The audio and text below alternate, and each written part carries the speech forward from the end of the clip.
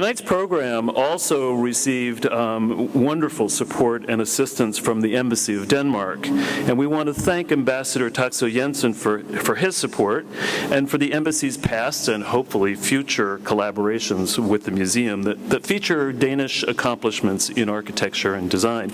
I should note that, in fact, I was at the Ambassador's residence last December when I first met our speaker, and I knew immediately that we needed to bring him back here to DC to talk to all of you. So with the Embassy's assistance, we finally got him here, so we're very excited about that. So now it is my pleasure, finally, to introduce our speaker. Bjarke Ingels is the founder and creative director of the Copenhagen-based firm BIG, which he founded in 2005. Seen through a variety of scales, Mr. Ingels combines shrewd analysis, playful experimentation, social responsibility, and humor in projects throughout Denmark and many other countries. By practicing what he likes to describe as programmatic alchemy, BIG often mixes conventional ingredients such as living, leisure, working, parking, and shopping into new forms of symbiotic culture. This process, hang on, I have a visual here. This process is captured in the graphic novel, Yes is More, which explores BIG's concept of architecture being as unconventional, unexpected, and result-producing as the world in which it exists. Signed copies of Yes is More are, coincidentally, available in the museum's shop right behind you following tonight's lecture. So I am now happy to welcome you, Bjarke, to the stage, and we all look forward to your presentation. I'm very happy to be here in such a cool space. It is by definition a very big space. We like big spaces. The first diagram I put up here is a diagram we produced for a project we did some years ago called Little Denmark, where we try to sort of boil all of the aspects of daily life in Denmark and Danish cities into a single ecosystem, where we channel not only the flow of people but also the flow of resources through our cities and buildings. And we like this sort of diagram as a reminder that as architects we have to become not just designers of two-dimensional facades or even three-dimensional sculptures. We have to become really designers of ecosystems. And one of the reasons that this sort of expanded role of the architect has become so crucial is sort of traceable in this image, especially in the atmosphere of this image. It was taken at the COP15 United Nations Conference on Climate Change in Copenhagen 2 years ago. And if you look on the faces of Brown, Merkel, especially Sarkozy, Obama, you can see that it wasn't exactly a party. It was a complete disaster. All of the goals that had been established for the COP15, like none of them were met. And the sort of general discussion about sustainability was drowning in this sort of typical misconception that sustainability is a question of how much of our current life quality are we prepared to sacrifice in order to afford becoming sustainable, almost like this sort of Protestant idea that it has to hurt to do good. So we thought when we were asked to sort of compete to design the Danish Pavilion for the Shanghai World Expo, we thought about what about a different understanding of sustainability? What if sustainable cities and buildings were actually sort of increasing life quality and increasing human enjoyment? So we decided to sort of consider the pavilion as a condensed version of a Danish city. We conceived of the pavilion as a loop of a Danish streetscape, complete with the blue bicycle lanes of Denmark and the Copenhagen city bikes, the system of free bicycles that if you visit the city you can actually get a bicycle for free. And this sort of planning for bicycles means that 37% of the Copenhageners actually commute by bicycle, so they're never stuck in traffic. Last year there was an 11-day traffic jam in Shanghai, so some poor bastard was incarcerated in his vehicle for 11 days. That's like the absolute opposite of human enjoyment, except a very kinky version of it. And also in Copenhagen and Shanghai are both port port cities, but in Copenhagen our port water has become so clean that you can swim in it. One of our first projects was the Copenhagen Harbor Bath that extends the public life of the city into the water. So you don't have to like sit in your car for hours to go to the Hamptons. You can actually jump in the port downtown Copenhagen. And we recreated this sort of experience in the pavilion, allowing the visitors to experience how clean, if not how cold, the Danish harbor water is. And in the middle of this sort of harbor bath, we found the one common denominator between Denmark and China is that in the Chinese public school curriculum, they have 3 fairy tales by Hans Christian Andersen, including the story of the Little Mermaid, the national symbol of Denmark. So we proposed to move the mermaid to China for 6 months. When the Danish equivalent of the Tea Party, the Danish Nationalist Party, heard about this, they tried to pass a law specifically against moving the mermaid. And I was invited for the first time and last for so far to speak at the Danish Parliament to argue her case. And as you can see, we got her. We also had to get her through Chinese customs and into the pavilion. So this was sort of our first experiment with this sort of idea of hedonistic sustainability, how sustainable cities and buildings can actually increase life quality. So we've been sort of trying to pursue this sort of idea in various ways. One of the things that happened in China was that we got invited to compete to design the headquarters for the national energy company in Shenzhen. It's a 1 million square foot headquarters building. It's 800 feet tall. And it's essentially a big workspace. And in a humid subtropical climate, what you want to do is you want to maximize, of course, daylight and views, but you want to minimize glare and overheating and thermal exposure. So we designed the facade almost like a pleated dress or like an Issey Miyake fabric that blocks all of the direct sun from the south, but opens up for views and daylight to the north. That means that when you're looking north, you have a completely open building, like flooding the work environment with the cool, soft daylight from the north. And when you look south, you see like these bamboo panels washed in daylight. So this basic idea also allows us to sort of, we can sort of staying within the sort of zigzag structure, we can create like north-facing meeting rooms. We have like the sky lobby for the headquarters facing north. We have entrances. So with this basic idea that where the way the building performs and its sort of architectural expression actually coincide, we can actually reduce the thermal exposure and the results in air conditioning energy consumption with almost 30%. Not with any sort of sophisticated technology, but purely in the way that the facade is designed. This project is breaking ground in this December. One of the things we sort of realized when we were doing the Danish Pavilion was like this sort of the importance of sort of involving the public. The main idea was that we were not going to bore people to death with stories about bicycles and clean water. We were actually allowing people to experience it on their own bodies. And public participation has actually become sort of an increasing important element in our work. Even in the private projects, we were doing a project for a Maritime youth house. It's a social project in South Copenhagen that is like designed to teach the local kids to rig sails and tie knots instead of stealing cars and painting graffiti.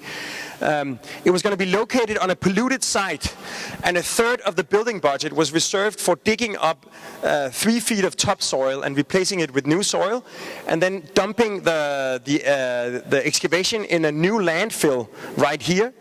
Like a mile away, we could even see the landfill, and we would have to pay a deposit tax to move the earth. So we found out, working with our environmental engineers, that the nature of the pollution is that it doesn't vaporize, so there's no gas emissions. So when replacing the topsoil, it was a question of putting a lid, and the soil was going to be as good here as there. So we simply proposed to cover the entire site with a wooden deck. We would lift up the deck to sort of accommodate the clubhouse facilities and the storage of boats, creating this sort of man-made dune landscape that becomes like almost like an informal playground. And also by code in Copenhagen, you're not allowed to build closer to the water than roughly like 60 feet. But because the city saw this building as public space, you can actually walk on the roof. We were actually allowed to move the building all the way to the water's edge. So essentially, we managed to move resources from the problem, the pollution, and turn it into a potential public space that really means that the Maritime Youth House is now a place where the local citizens really go to hang out in the afternoon. In other projects, we've been sort of addressing this sort of increased involvement with the public realm. We completed a project in Copenhagen called The Mountain. Basically, we did a project called the VM House, where we tried to distort the typical square block into these zigzags that actually provides all of the residents with views of the surrounding landscapes. Next to it, we were asked to sort of make an apartment building and a parking structure. And we turned all of the apartments into a mountain of houses with gardens. Each garden has, each house has a garden the same size as the apartment itself, and it's sitting on the roof of the downstairs neighbor. So it becomes almost like a south-facing sort of a slope, almost like a suburban lifestyle in an urban context. You really have the splendors of a house with a garden, but it's like sitting not on top of a real landscape, but on top of a big parking structure. So essentially, all of the cars lift the apartments up into the light and the view. We have a Swiss elevator, a funicular elevator, standard product from Switzerland, where they have a natural need for diagonal elevators. We brought it to Denmark, so everybody accesses their apartment from this elevator, and you have this almost like a public space where all of the different levels of the parking are visually connected. And from the north, the entire facade of the mountain is perforated, allowing for natural ventilation and light to enter. It's a perforated aluminum, and the holes of the perforation have like 5 different sizes, and that means that when you get a distance, it actually turns into a gigantic urban artwork for free. Because we always refer to the project as the mountain. It's Mount Everest that we wrapped around it. But essentially, like what makes the building breathe and what makes the parking naturally ventilated and daylit is also what turns it into this big piece of urban art. This sort of idea, we call it architectural alchemy.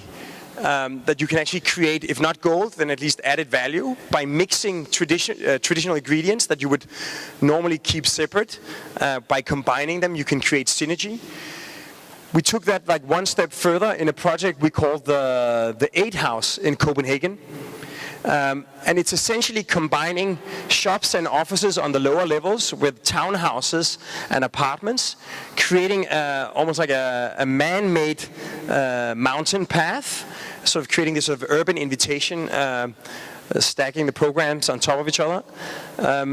It's really on the city limits of Copenhagen, so you have this sort of clash of life forms. And in the case of the 8 House, the notion of architectural alchemy doesn't only allow us to optimize the conditions for the individual programs, for instance, like the townhouses, that are these sort of 2-story row houses, like sitting on top of the deeper floor plates of the offices and the shops. We can lift them up into the sun and the view, but we also allow ourselves to sort of expand the possibility for social encounters, for the creation of a community, for the creation of a neighborhood that is traditionally restricted to occurring on the street level. In this case, actually invades the 3-dimensional space of the city block. So the 8 House is not just a beautiful facade or like an expressive sculpture. It's a 3-dimensional urban condition that creates like different niches for various forms of social life throughout the entire 3-dimensional space of the urban block.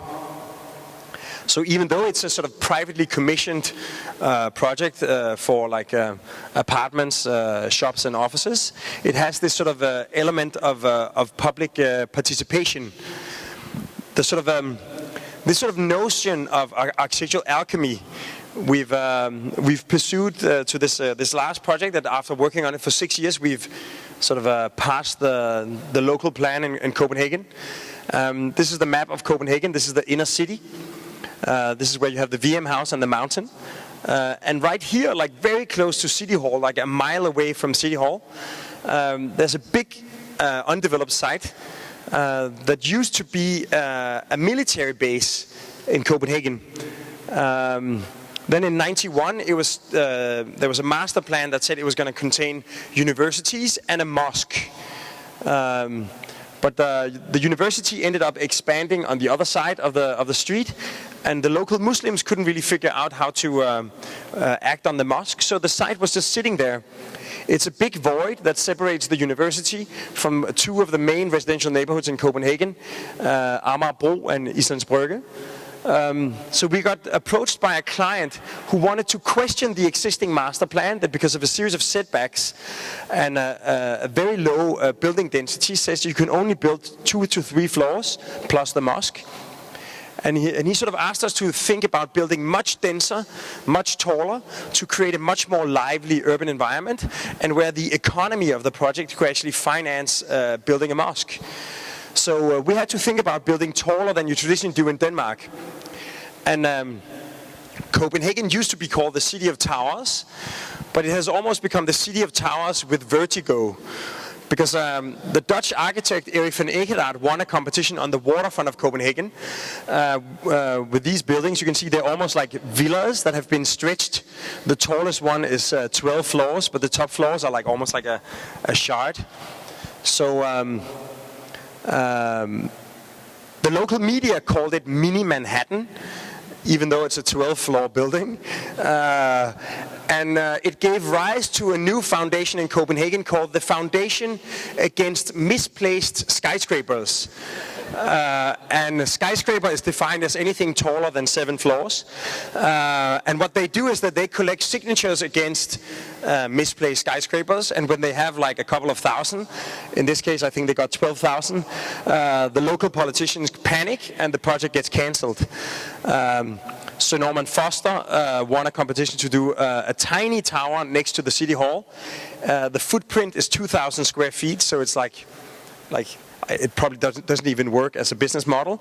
But again, misplaced skyscraper. So we thought, if we even dare to do something beyond the traditional norms, we really have to understand Copenhagen. This is the coat of arms of Copenhagen. And we conducted this sort of Da Vinci Code analysis.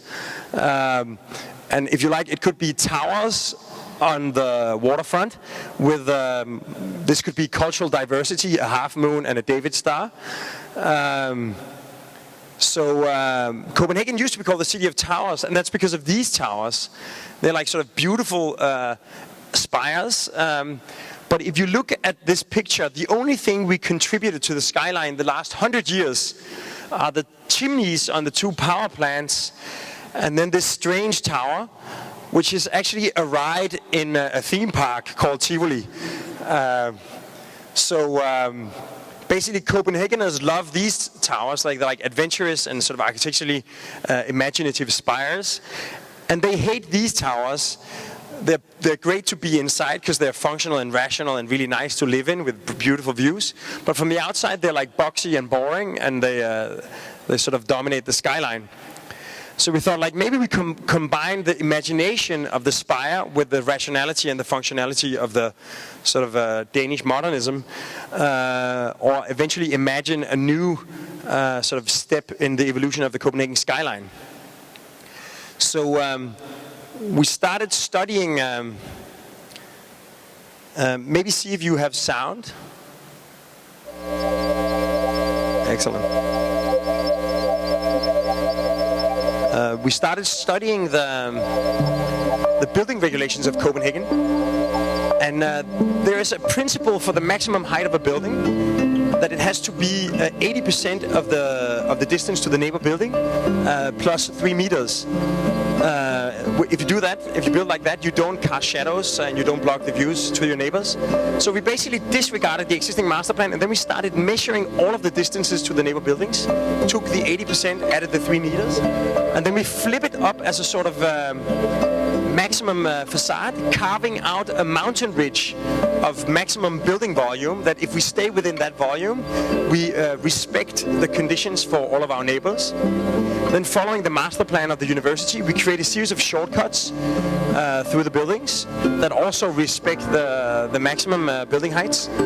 So we get like these 9 towers that are connected on the ground floor, creating a continuous public interior that's like open to the public.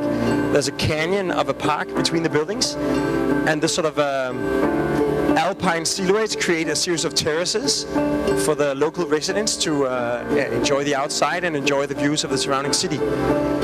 So basically just like following an extreme analysis of the Danish building regulations, we got this sort of these building volumes that we started testing in the urban context. If you're inside the university, if you move along the canals, you get inside in this case, a big cinema for the Swedish film industry, or like a big public pool, or you have like basically if you go at a distance, you can see that all of Copenhagen is essentially 6 floors. And when you move close to our project, because of the setback, you actually have a street wall of 6 floors, and then the buildings get taller as they get further away from the street. This is our first sketch for the mosque. We've made some adaptations since we started working with a specific group of Danish Muslims.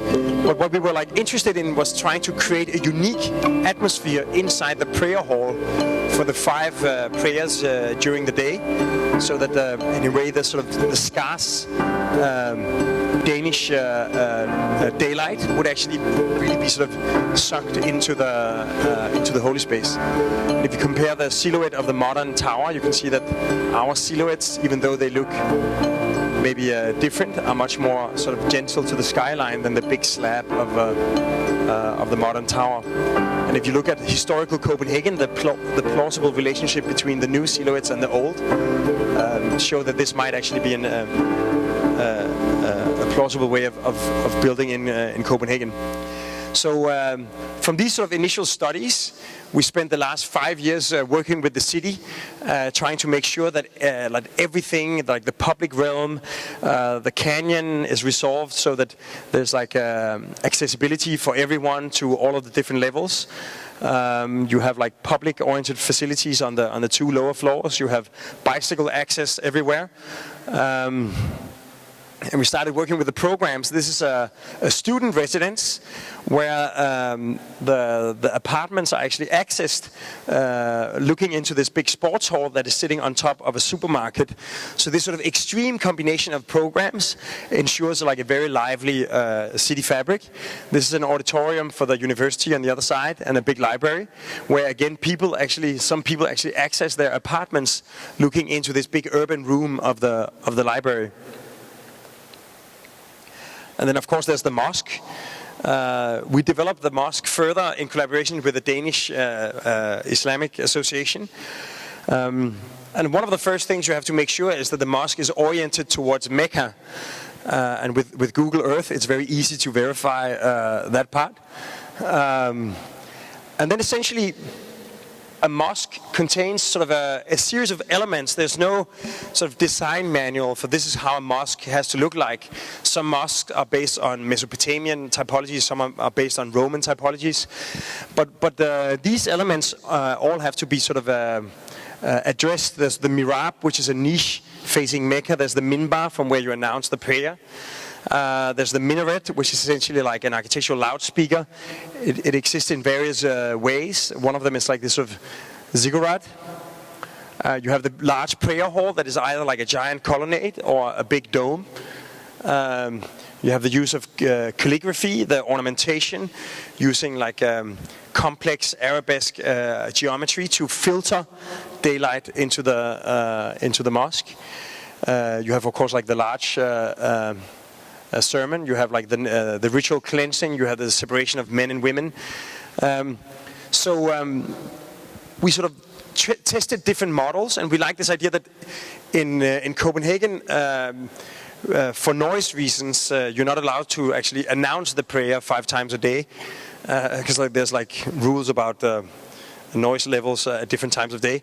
So we tried to see if we could sort of combine the minaret and the dome into a single typology. And we like this idea that all Sunni Muslims have a bead necklace with 99 beads, where each bead represents one of the 99 names of Allah. And we imagine to turn this into a long linear wall, announcing all of the 99 names. And we would sort of fold it in a pentagon that in a sort of cigarette style spirals and cuts itself shorter and shorter, where each turn the wall actually rests on itself. So it actually forms a sort of a hybrid between a ziggurat and a dome. But from within, more importantly, being completely opaque in elevation towards the sky, it's completely open, and because the sun never goes vertical on the sky in Denmark, it goes always at an oblique angle. We can actually make the entire mosque open to the Scandinavian skies, and ensuring that you have like a radically different atmosphere in the mosque, sort of in a way, sort of a Islamic principle and Islamic proportion and geometry, and sort of Scandinavian daylight.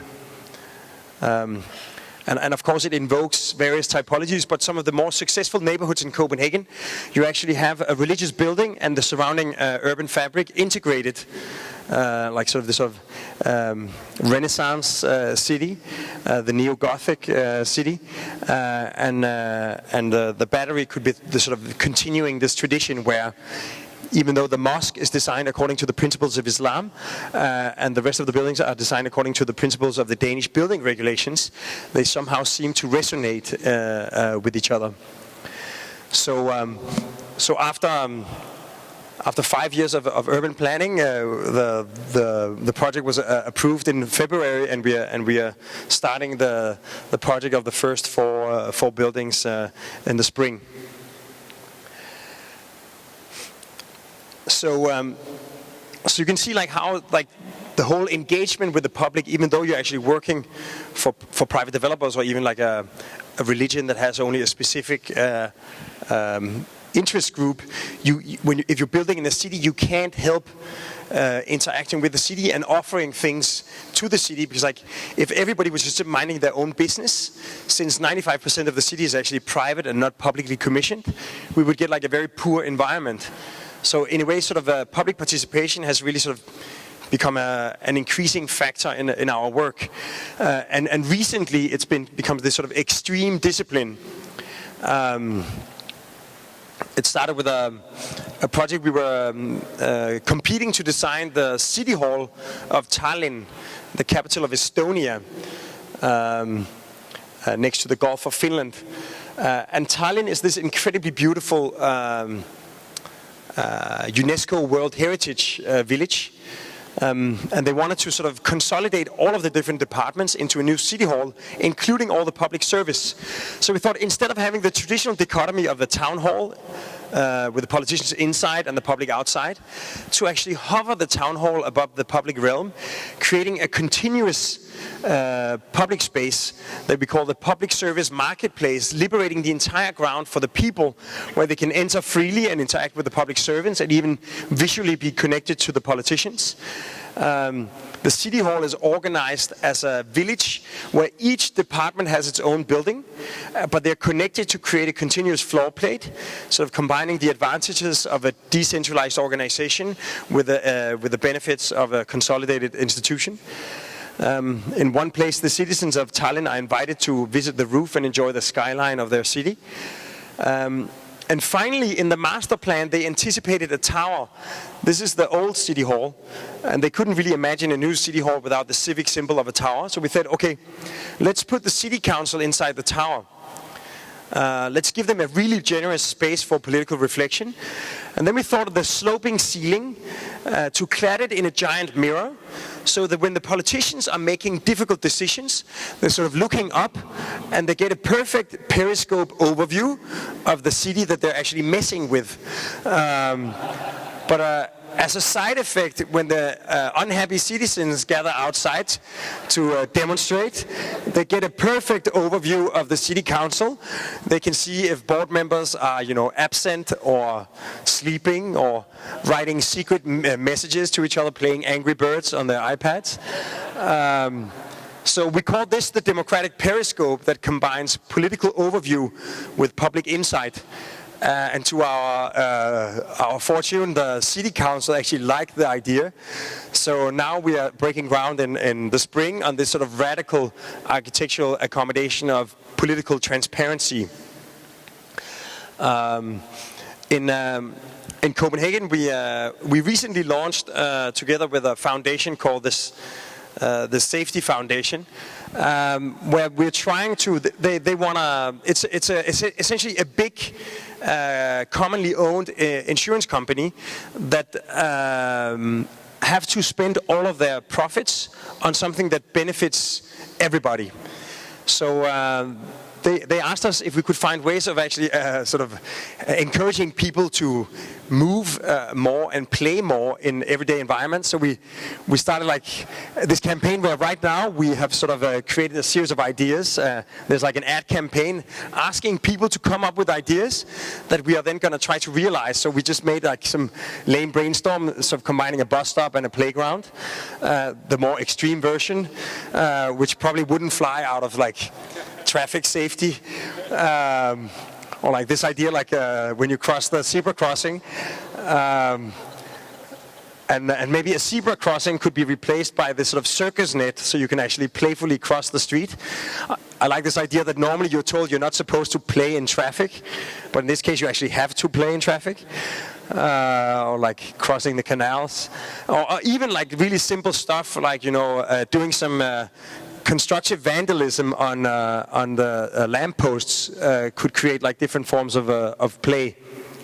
Or of course, like the end of house gables could become like an etch-a-sketch, or like various forms of games. Or I like this one. It's like by putting up a circus net, we create like a 4-foot deep live enactment of Donkey Kong.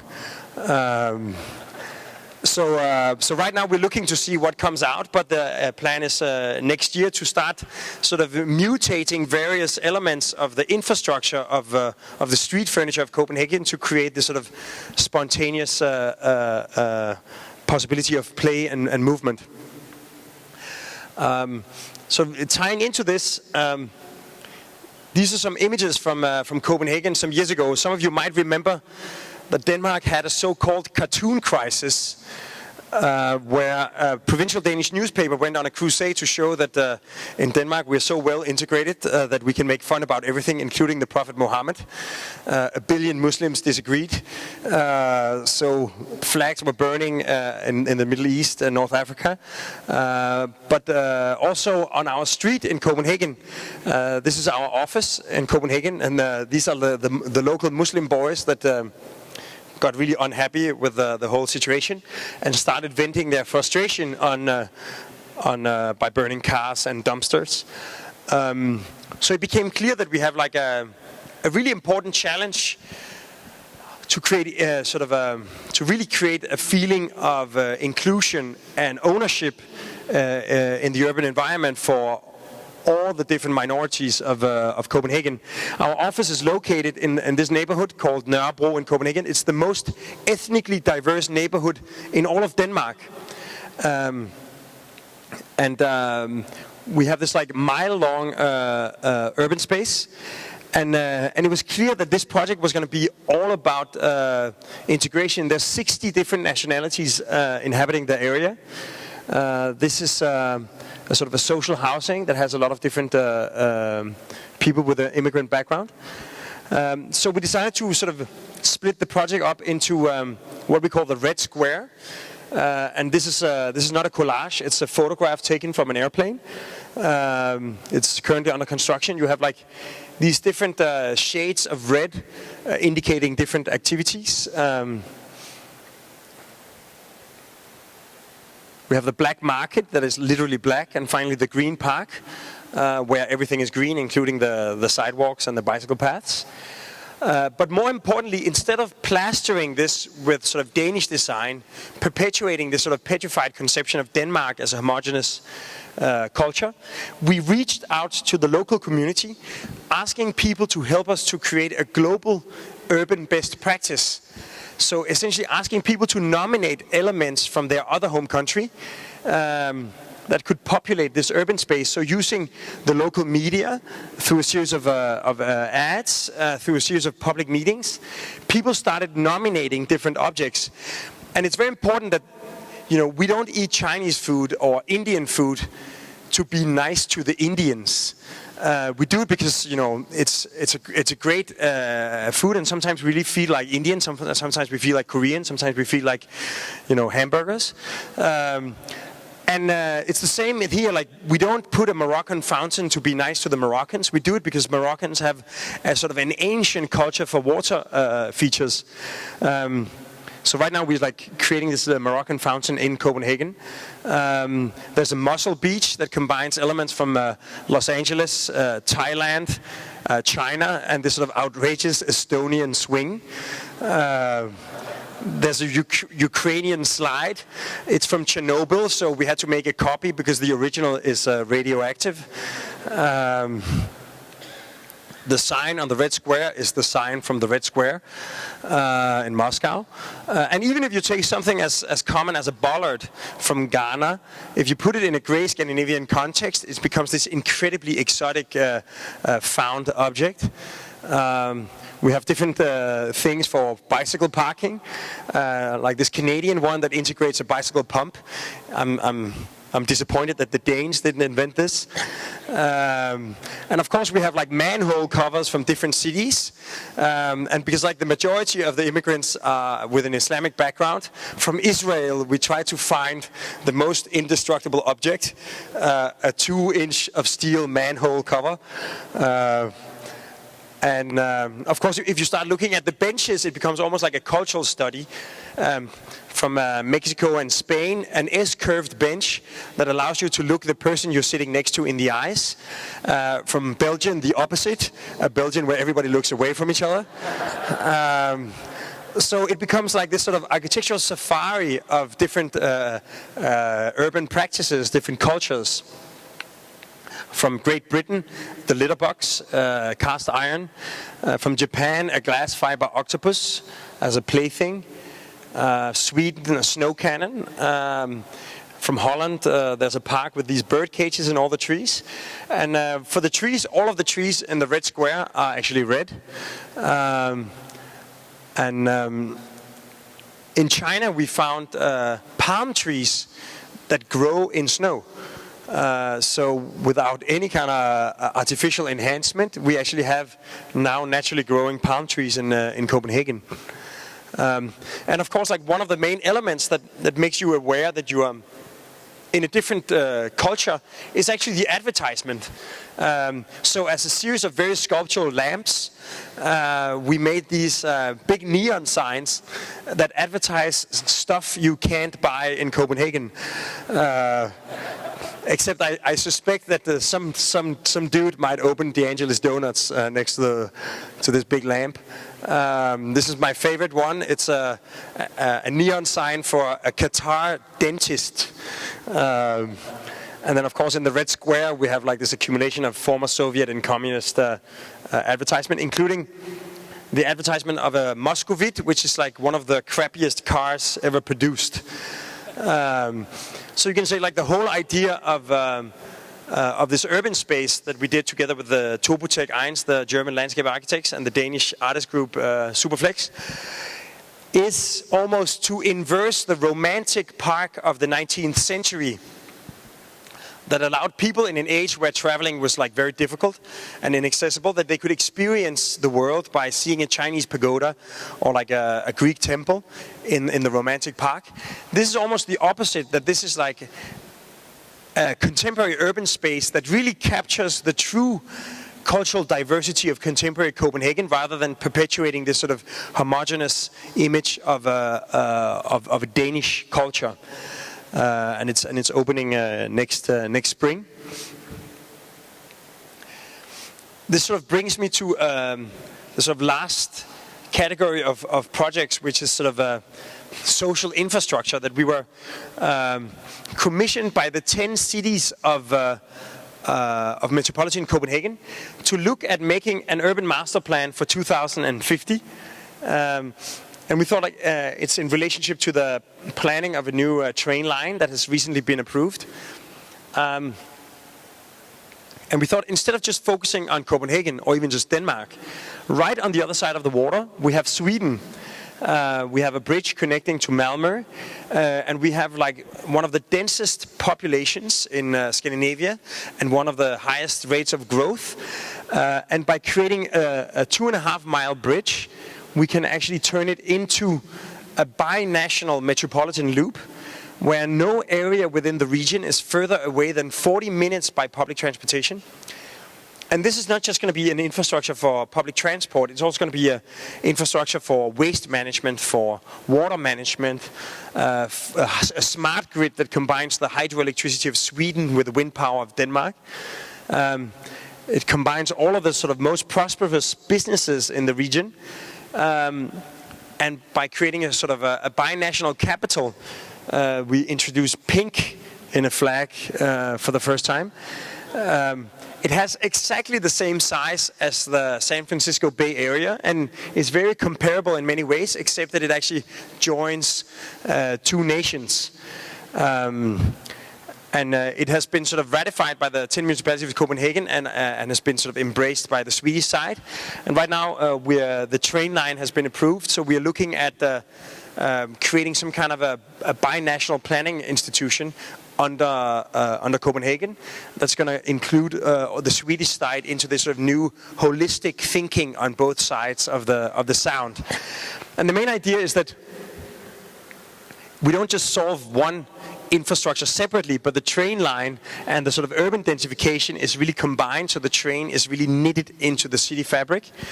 And because this neighborhood combines, residential, commercial, cultural, public institutions, industry, we thought about like looking at all kinds of forms of synergy, like for instance, like the excess energy of the power production of the industry could fuel a thermal bath. This could sound like, the Jetsons or some kind of utopian idea, but actually within the Loop City, one of our biggest projects right now is actually sort of really combining all of these elements in a waste-to-energy power plant. Because in Copenhagen, we only landfill 4% of our waste. 42% gets recycled, and 54% is essentially burned as fuel to create heat and electricity. So that means that almost all of the households of Copenhagen, even though Copenhagen is cold, don't spend any energy on heating. They get their heating as district heating, which is excess heating from the power production. So essentially their waste goes to the waste-to-energy plant and it comes back as heat and power. 6 pounds of household waste turns into 4 hours of domestic electricity and 5 hours of domestic heating. As a resource, a ton of trash equals almost 2 barrels of oil.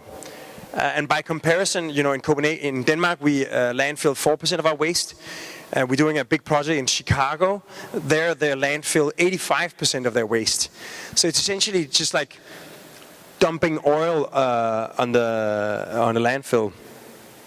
So these waste-to-energy power plants are, of course, big, ugly factories. So if you have to integrate it in the city, somehow the architecture should be a gift to the city. This is the CEO of the power plant. It's going to be the biggest and tallest structure in Copenhagen. It's going to be right in the middle of the city, right next to the marina, and right next to where the locals go water skiing. And speaking of skiing, in Denmark we have snow in the winter. We have frost at night for almost 3 months, but we have no hills. We have to go to the south of Sweden for hours to ski. So we thought, we might not have mountains, but we have mountains of trash. So why don't we put a Swedish ski resort on the roof of our factory. It's 300 feet tall. So by wrapping the machinery in a continuous envelope, we install an elevator that replaces the traditional visitor center, where school teachers drag kids to force them to hear how trash turns into energy. And here we actually take people to the roof where they can choose between a green, a blue, and a black ski slope. Essentially allowing Danes to practice at home. So from 2016, you're going to have to watch out for the Danish competitors in alpine skiing, because now we can actually exercise. Miraculously, we won the competition based on this idea, because the competition wasn't exactly a competition for ski slopes. The facade is made as this sort of prefabricated planters that actually filter the rainwater through the facade and filters daylight into the workspace itself. At night you can see the machinery at work. So basically the diagram I began with, this idea of trying to conceive all of the aspects of Danish society as a single ecosystem, are very close to coming to a realization with this project, because like locally we harvest the resources, the rainwater, the excess heat, the daylight, the natural ventilation or the natural airflow, but also like regionally together with the city we really form a single ecosystem. As a last thing, this is going to be the cleanest power plant in the world. The smoke coming out of the chimney is completely non-toxic. However, it still contains a certain amount of CO2. And we thought, as a form of art installation, we designed the mouth of the chimney to form a chamber that fills with CO2, and when there's 100 kilos inside, it compresses and puffs a giant smoke ring. So of course, on one hand, we like this idea that, it's almost the ultimate artistic expression of hedonistic sustainability, that you turn what used to be the symbol of the problem, pollution, the chimney, into something playful that puffs smoke rings. But more importantly, one of the main drivers of behavioral change is knowledge, that if people don't know, they can't act. And when my nephews ask me what's a ton of CO2, I have to confess that, like most people, I don't have a clue. But from 2016, the answer is, all they have to do is count smoke rings. And when they've counted 10 of them, we have just emitted 1 ton of CO2. So essentially, again, turning our consumption patterns into something very graspable and tangible, enabling a much more blatant public participation. So you can say that the waste-to-energy power plant in Copenhagen is not only economically and ecologically sustainable, that it turns trash into a resource, it's also socially sustainable, that it turns a big power plant into a public park where we can even ski in the winter. So I quite often get this sort of objection that this is only possible in sort of sunny, semi-socialist Scandinavia. But the reason that we opened an office in New York a year ago is because we got invited by Durst Fedner Residential to look at the west side waterfront of Manhattan. And essentially, they wanted us to look at making a city block in the middle of Hell's Kitchen, surrounded by a power plant and a waste facility, in this case not combined, and quite far away from the parks. So we thought that now that we spent like 10 years of our careers trying to escape the tyranny of the Copenhagen courtyard, this is the courtyard building in Copenhagen where my father grew up, where my grandparents lived. And we thought that maybe in Manhattan it could be interesting because, if you like, the Copenhagen courtyard is at the architectural scale, what Central Park is at an urban scale, like a sort of an urban oasis surrounded by a human habitat. So the big question became like, what happens when you combine an American skyscraper with a Copenhagen courtyard? Or essentially, what would a courtscraper look like? So we placed the courtyard on the waterfront next to the Helena, which is a building owned by our client. We try to maximize all of the Helena's views, because it's not only owned by him, it's also named after his daughter. And then to give it the density of a Manhattan real estate project, we pull up the northeast corner to 460 feet, creating this like dramatically asymmetrical courtyard that sort of opens for the south and west sun and the views over the Hudson and the sunset. So essentially we get this sort of warped courtyard building.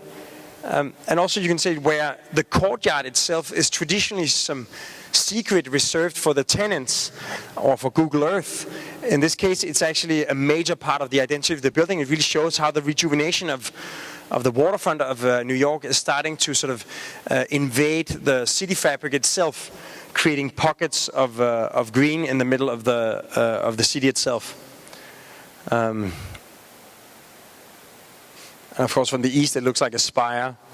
And then in the roofscape, you have like these terraces sunken into the roof. And of course, because of the dramatic asymmetry, the courtyard goes from 42 inches, the height of a handrail, to 400 feet and back down again. So this project has been well received by the clients and by the Department of City Planning in New York, and we're scheduled to break ground at the end of November.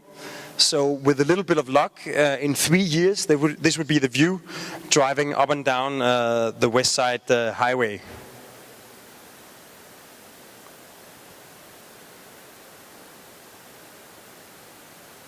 Maybe you got sound? Maybe try to give it sound if you can. It's more fun with sound.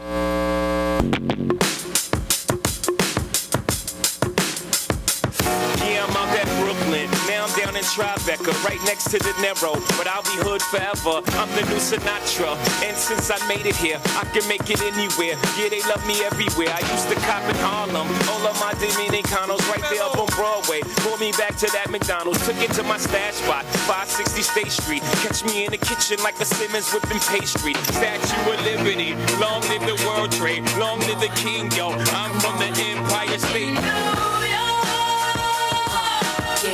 These streets will make you feel brand new. Big lights will inspire you.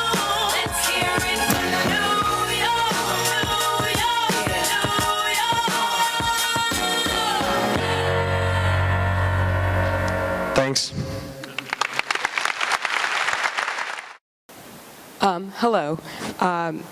I'm curious about why we have two wonderful architects from Denmark who have spoken here at the Building Museum, Jan Gehl, who received an award recently, and yourself, with ideas that most of the people here probably will find very, very new. What is it in your upbringing, education, environment in Denmark that inspires this view of the world and ability to translate that view into your practice that seems to be missing here in the States? Is that an essay? It's all about the Danish dairy products.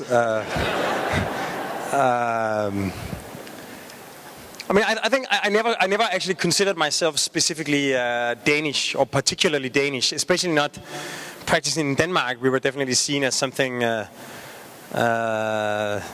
like renegade. But having moved to New York recently, I do realize that there's like a lot of things that you simply take for granted in Denmark that is like non-questionable.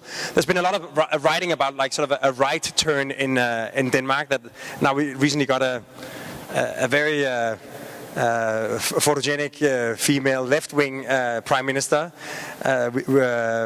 But in fact, all of the parties in Denmark are social democratic.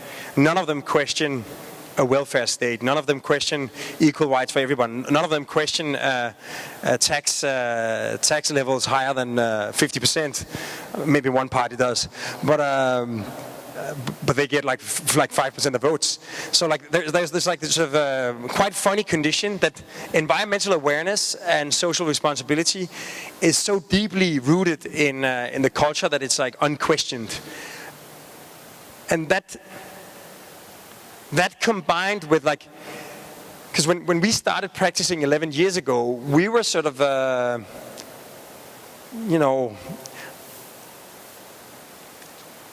trying to find a way of carving out a space of possibility in a culture of consensus, where no point of view is so inferior or so marginal that it shouldn't be really heard and could essentially tumble the whole project. Like, in a city of 1 million people, 10,000 signatures can kill a 12-story building. So what we tried to do was almost to turn this sort of culture of consensus into the driving force of our work. What we're trying to say with the title "Yes is More" of our comic book is, in a way, of course, it is an evolution of "Less is More" through Bob Ventura's "Less is a Bore" and Philip Johnson, "I'm a Whore." Even Obama, "Yes we can," managed to get his face in our book. And then finally, like, the sort of notion of optimism and even the sort of bipartisanship that has turned out to be a very unpopular political position. But essentially this idea that instead of having preconceived ideas that then encounter all of the input, the conflicts and the contradictions and the resistance of all of these different interest groups that populate society, gradually grinding down your great idea and turning it into the lowest common denominator. If you actually start by analyzing and making clear what are the key issues, what are the key criteria, what are the biggest problems, what are the biggest potentials, and you turn them into the driving force of your work, you're not going to bump into them as obstacles, you're actually going to be lifted up by them. So that's why in our work you can see that the projects often talk about very practical issues. Something as mediocre, like so as profane as burning trash to get heat and electricity, and now that we have something taller than anything else we have in Denmark, maybe we can use it as something for fun. So it's these like very everyday practical issues that if you stack them up high enough, they actually turn into something more and something that actually has an expression. I also like in the culture of consensus, when you increase the demand to make everybody happy, it's almost like turning architecture into this architectural game of Twister, if you know the social, like a family kind of game, where you have a mat and you have to gradually put more like hands and feet in different positions and multiple people playing at the same time. And gradually, because the standard solution in architecture quite often addresses only one issue. But if you increase the criteria, suddenly you find yourself in backbending forms, and you find yourself with your head close to, in like unpleasant proximity with other body parts of your friends and family. And it's the same in architecture. By increasing the performance criteria of a building, the standard solution is no longer enough, and you force the architecture into some acrobatic and expressive forms that are actually created by their careful concern for all these different criteria.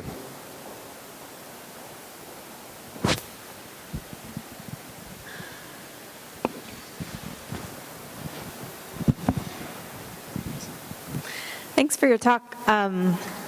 Your work is amazing, and you do a really good job of thinking not just about the resources that buildings use, but the resource they provide. I wonder if you could comment on how you think buildings can anticipate technology, because there's a lot of emerging technologies that are going to make it easier to achieve, for example, net zero energy buildings or some of the designs that you're showing, and buildings have a very long lifetime. So do you have any lessons about how they can be resilient and adaptive and sort of platforms to integrate technology as it becomes available? Yeah, like I think in general what architecture is, and we've sort of chosen to spend our energy. Architecture essentially is the art and science of application. It's a question of because you can say like planet Earth is like a giant, big, ongoing experiment, and all across the planet you have like millions of geniuses working every day in like very, very specialized fields, coming up with new pioneering discoveries that gradually turn into products that gradually become available. And as architects, what we try to do is just constantly keep monitoring what's available and try to bring it into implementation. Because once something has been implemented, because architecture is so expensive. Like the building we're doing on Manhattan, it's like one of many buildings in Manhattan. It's a big building, but it's one of many. It's way more expensive than Avatar. So it's way more expensive than the most expensive movie ever made. So that's what makes architecture very risk averse. So the most important thing we can try to do is constantly try to find things that are maybe popping up as prototypes or for the first time as products, and try to sort of do all the hard work of convincing and testing to implement it. That said, I think essentially whenever you do a building, you make sure that it maximizes possibilities and also possibilities beyond its specific program, that it sort of lends itself to the city, that it maximizes potential encounters between the people working there or living there or whatever. And so essentially, if you create good buildings, even if things change and life evolves, as it always does, also in cities, and especially in cities, the excess of opportunity will lend itself to new interpretations. And in that sense, you might be able to secure that a building will remain relevant, even if the technology it deploys gradually becomes obsolete or outmaneuvered. But apart from that, I think in the 60s and 70s, there was some kind of obsession about flexibility, where there was this idea that everything was so generic and so replaceable that you could like click off a panel and replace it with a new panel, and that just led to like very generic and sort of modular architecture where everything was equally indifferent, and you ended up like having to replace it because it was so boring. And in that sense, I think trying to maximize opportunity and trying to sort of make specific and generous choices is what can secure the lifespan of a building. Like, the sort of incredible generosity of this space means that nobody's going to want to tear this building down because it's, this space is so awesome.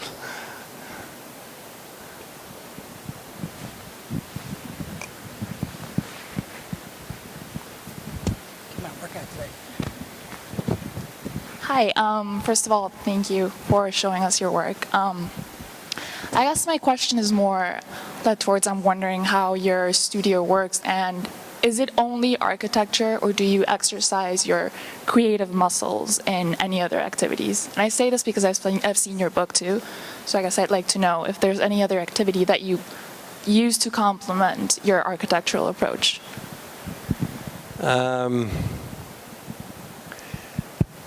Like specifically, the people in the office are mostly architects. My CEO, she's a McKinsey person with an MBA. It has been much more healthy for the company to have a person that's interested in black numbers on the bottom line rather than burning it all on architecture.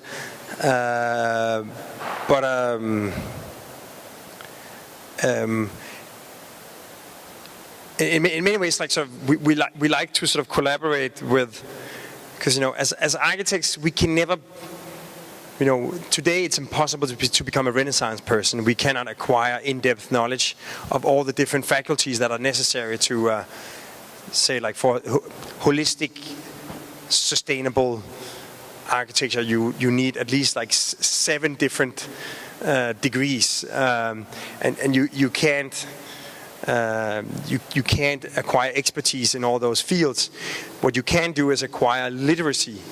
So you can acquire the ability to know who to ask and where to look and what to ask and how to translate that information to inform our design decisions. So in that sense, whenever we have a specific project, we will team up. We will try to seek out and team up with the best people working within these other fields, so that we can inform our design decisions with the best knowledge and the best information. That's it ourselves. If we ever apply our work on things outside the domain of architecture,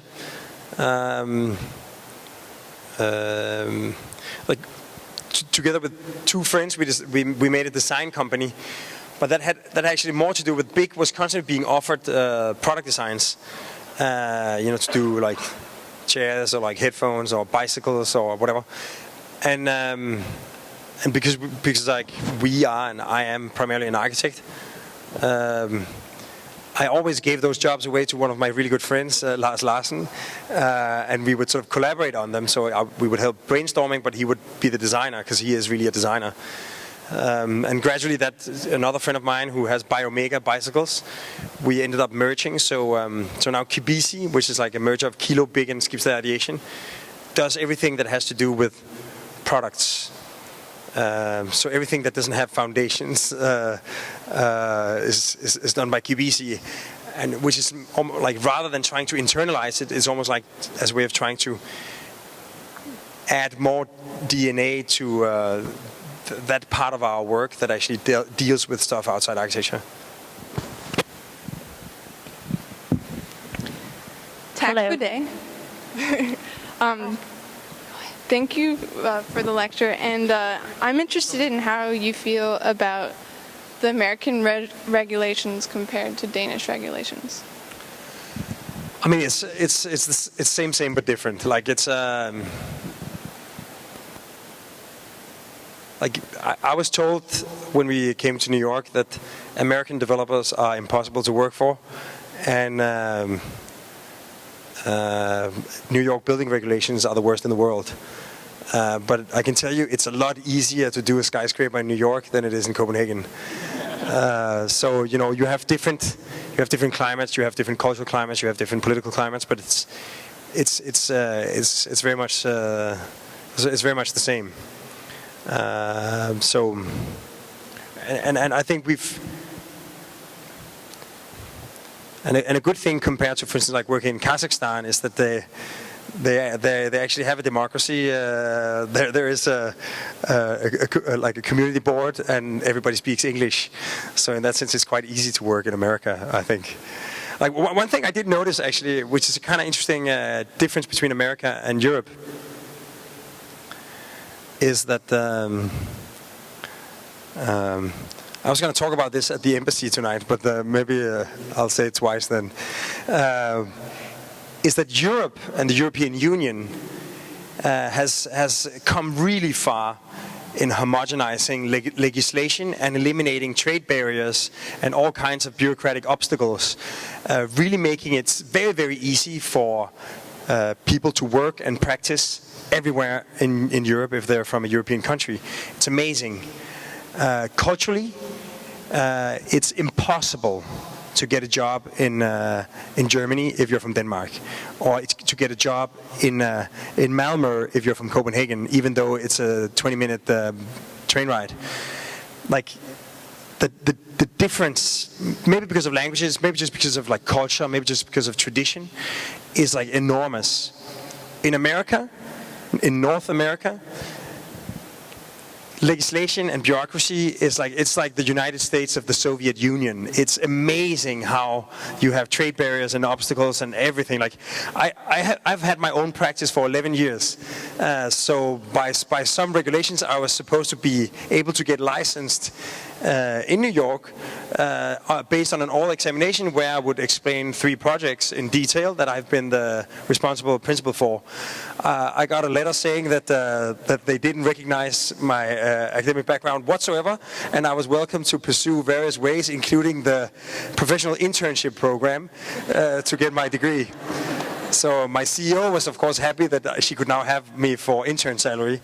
But it shows, But that said, culturally, I went to speak at the Urban Land Institute in Vancouver, and the city architect that has been coming to Copenhagen to visit Jan Gehl and myself a few times, introduced me to one of the good developers in Vancouver. We had a great meeting, and I explained that we had just opened an office in New York. And he said, so you're here. And basically I was like, I had an office 6 hours away by plane, 3 hours of time difference in another country. And his response was, so you're here. And that just means that, it's culturally, on a human level, on a social level, it's so amazingly integrated and so amazingly open. On a bureaucratic level, it's the opposite. And in Europe, we have the complete different problem. It's amazingly bureaucratically integrated, but culturally completely balkanized.